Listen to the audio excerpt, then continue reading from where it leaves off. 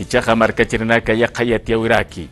Ni aquí marca yatip jaraktaja viceministerio de descolonización amtaskiwa la cancha en Yamaha proyecto sata ruta Tupac Katari. Uxatoket jakamsap jakirakisa provincia Oxanacan ucampisa ayo marcana sinti askispau kamasa sarteña turismo comunitario soprancaja muy tapjaraki.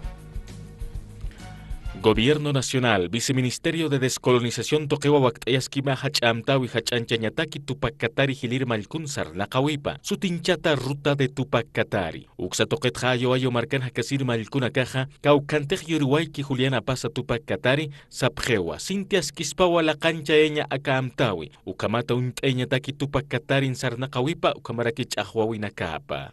Caucanteja, lugar nacimiento de Tupac Katari Ukanja, más centro de interpretación de Tupac Katari Julián Apasa, Ukaj Lurt Asispaj, Wale Askispao, Akatwa como a nivel departamental, nacional y mundial, Kanwa Tantach Tapibi, Kunambacheteja, Anchitajsnaja, Kamasa de Tupac Katari, Ukampeja, Hachanchataspa, Akatpachawat, Takiniro, ma organización Tupac Katareja.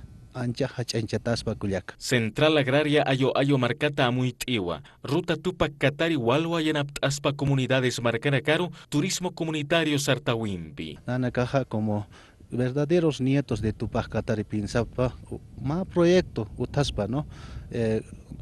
Proyecto turístico, con Hamatsa, acá Tupac Katari Kamasewatana, con Hamatsu pensamiento pa Utatain, Ukanak Hamak Nairakatar Aptapaspa, ¿no? Gobierno Nacional a través del Ministerio de Culturas, Upanak Descolonización Uxat Hamacha proyecto Impacto Upanak Lurtapaspa.